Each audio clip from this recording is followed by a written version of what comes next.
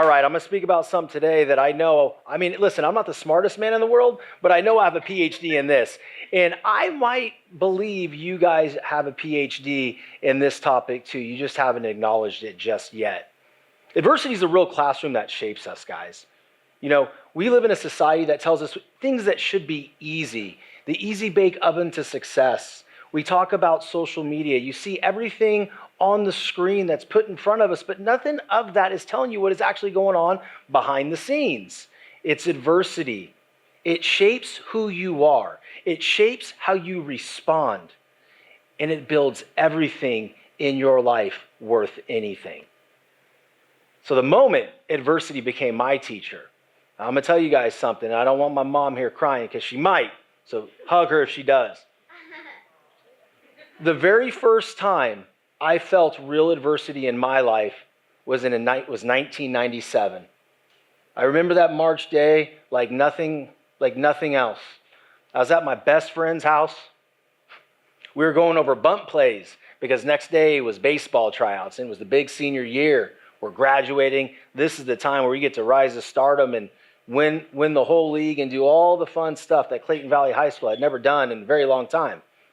I look at my pager because, yes, it was a pager, all right? Y'all, I had one, and it was just these 911 texts, and it was just all of this noise. I'm like, what's going on? I'm over here at my friend Shawn's. You know where I'm at? Well, you need to get to your grandma's house. So I said, okay. So I go to my grandma's house, and I'm 18 years old at this point, ladies and gentlemen. I think the biggest adversity that I ever faced at that point in time is if the girl I liked actually wanted to go out with me. That was it. That's not adversity. That's just normal. That's nothing. Nothing to measure who I am or who I'm going to become because of these moments. But this is where it started for me. And this specific event set off a 5-year run of nothing but the A word being my teacher. Adversity. And it hurt. So I get to my grandma's that day, and I want you to imagine my confusion. I walk in there, and my uncle tells me, your grandma's been diagnosed with pancreatic cancer. I said, okay, what we got to do? Well, Shawn, it doesn't look good. It's pancreatic cancer. I'm like, yeah, but it's Grandma Dixie. She's going to beat it. And I watched that woman deteriorate at home. And I saw her do it with grace and love in her heart. And there was days I couldn't even go over there. It was the first hard moment in my life. And on August 6th, 1997, she took her last breath. Crushed me. Absolutely crushed me. Now, I'm not here to depress y'all, okay? I'm just here to give it to you guys real, because this is where my life started. That specific event that I still despise to this day showed me I can get through anything I want to if I just choose to. And the beautiful part about that too, the 120 of you in here can do the same thing. And that's what we're going to go through today. So that disease took my grandma's life in 1997. She didn't get to see me play college baseball. She didn't get to see me get married, my 3 kids. But she's watching. But you know what? That moment taught me something. Not to take anything for granted. Surely don't take life for granted. And these hard moments, they stink, but I should probably just stick my face into it and get through it. Then I get through that. And I get in really good shape. And I'm doing really good in baseball. And then University of Louisville offers me 80%. Things are happening, right, guys? I'm good. One day, I wake up and my arm hurts. My catching arm, I was a catcher. It hurt like crazy. I couldn't understand why it hurt underneath so bad. And then all of a sudden, I go to practice and I can't even reach up to catch a ball in a bullpen. Hurts. I'm like, okay, I pulled something. You're fine, dude. Just keep playing. Well, fast forward a couple weeks, we got 102.5 degree fever. I've got a lump underneath my arm. My girlfriend at the time had to take me to the hospital. My parents were in Clear Lake for a wedding that I couldn't go to because I was sicker than a dog. They run an ultrasound on me. You got a blood clot, Shawn. What? I'm 19 years old. Blood clot. That I was like, well, the only thing I know about a blood clot is when my grandma was laying in bed in the hospital fighting pancreatic cancer, she had a blood clot too. But then it was fine. So like, do what you got to do because baseball season starts in 2 weeks. Well, Shawn, we have to see if you can even play baseball anymore because this is a blood disorder. You're done. Well, thank goodness it was due to a trauma. We don't know how I got hurt, but it was a massive, massive piece of adversity that hit my life. And I want you guys to think of something real quick here. Nobody likes a boring movie, right? No. Nobody likes a boring movie. Who loves Rocky? Yeah. We love Rocky because of what he went through. He spent 3 movies building a relationship with Apollo Creed, finally trying to beat him, only for Apollo Creed, his best friend, to die in the middle of the ring because the Russian beat him so badly. Why is that movie so powerful? Because Rocky rose, and he went and trained in that country of Russia through the grit, the snow, the pain, people not believing in him, and he pushed through, and he ended up winning. That's the movie people watch. So when you're going through something right now and you're hurting so badly and you can't think about making that move to the next day or even putting your shoes on to go to work, just know that when you overcome this moment, you're going to be the roadmap to somebody else's success. They're going to see you as the lifeline if you choose that.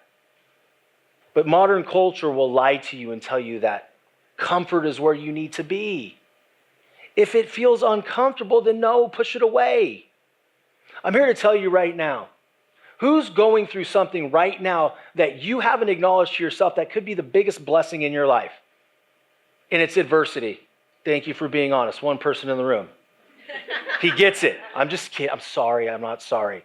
So listen, these moments that seem to just paralyze us, it can be the biggest lesson and the biggest proof of who you are that you've ever gone through. We need to go through those moments. They make you stronger. Adversity forces growth, ladies and gentlemen. It's never comfortable. It doesn't feel good. It's this feeling that sits on your chest and you can't breathe. And we want to call it anxiety, but we really don't know what it is. That's life. That's an opportunity. It is sitting on you, so you actually acknowledge it. So I need you guys to acknowledge it. It's a beautiful moment if you let it be.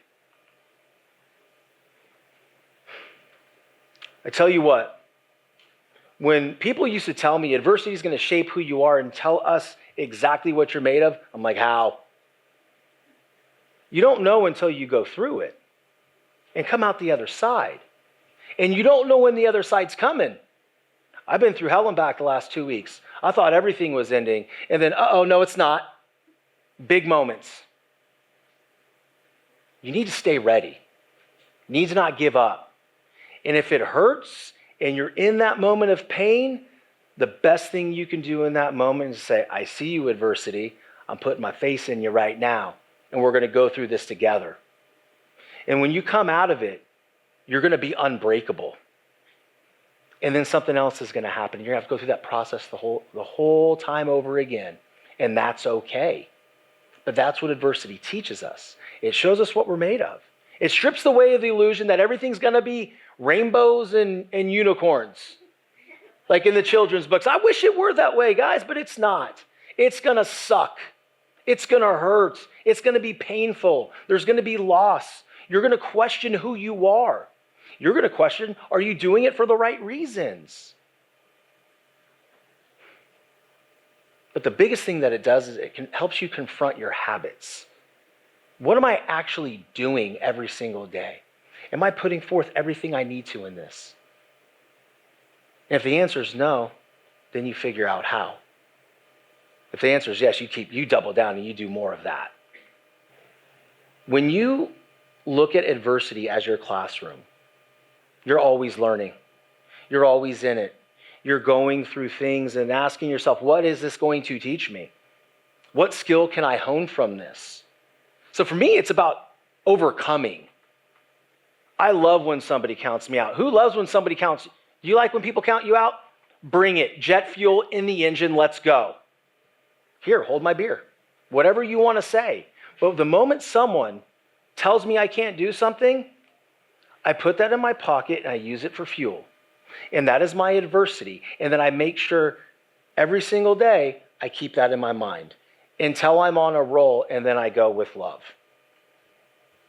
Because if you let that statement or that negative thing fuel you the whole time, you will burn out quicker than you succeed. Let it get to you, feel it, use it, and then release it and do everything out of love. That's my advice to you on that one. It'll teach you how you're going to be stronger. Everybody, when you lift weights, it hurts, right? You're weak when you start. You do it over and over again, you get stronger. It's the same thing with life. The more crap you go through, the more well-rounded you are. And you parents in here, if you're going through adversity left and right, God bless you, because your children are watching. And if you can show them how to get through it and show them what's possible, you just taught them the biggest lesson of their life. They can't learn that anywhere. The best lessons are going to be caught. You can't teach them. They have to see it. So the 3 R's. Recognize, reflect, and rebuild. When we're going through adversity, I need you to recognize what this actually is. What am I going through? Don't ask yourself, why me? You're going to go there, but don't. I'm going through this. I need to reflect on what's going on and what it's going to teach me and why I'm going through this. It's okay to ask yourself why, if you're doing it constructively, not out of victimhood. There's a big difference. And then rebuild. You take what you're going through, you recognize it, you reflected on it, and you know where you're going, and you rebuild yourself by doing the daily actions, the hard things. That's what matters. Every time you go through something, guys, you become more disciplined. It's Jay Leno. That was cool. Started this show in my car. Now it's top 15 in the whole United States of America. We have Jay Leno. We've had William H. Macy. We've had Tyrese. We've had everything because I went through the adversity and I built it with a great support system like my wife and my 3 children. My mom, a good friend Dan, Steven, and new friends like Tyler who listen all the time and love what we do. None of that happens if I give up at the hard moments. I push through them. It teaches me something. That's the determination effect.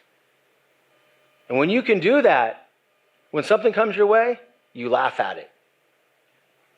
In the moment, it may buckle you a little bit, but then you go to sleep and you wake up in the morning and go, all right, what's up? I'm here to beat you. So again, it's never going to be, why is this happening to me? Can we make that agreement today? Yeah. What is this teaching me? What are those moments teaching you? And where do you need to grow? And how can you become better because of those moments? Because life itself is the greatest teacher. And I'm going to bring back Rocky. And I want my children to really listen to this one. I don't know if you remember the newest Rocky on the street when he's sitting there talking to his son. And he says, it doesn't matter how hard you get hit in life. It's about how hard you can get hit and still get back up. That's what matters. Thank you, guys.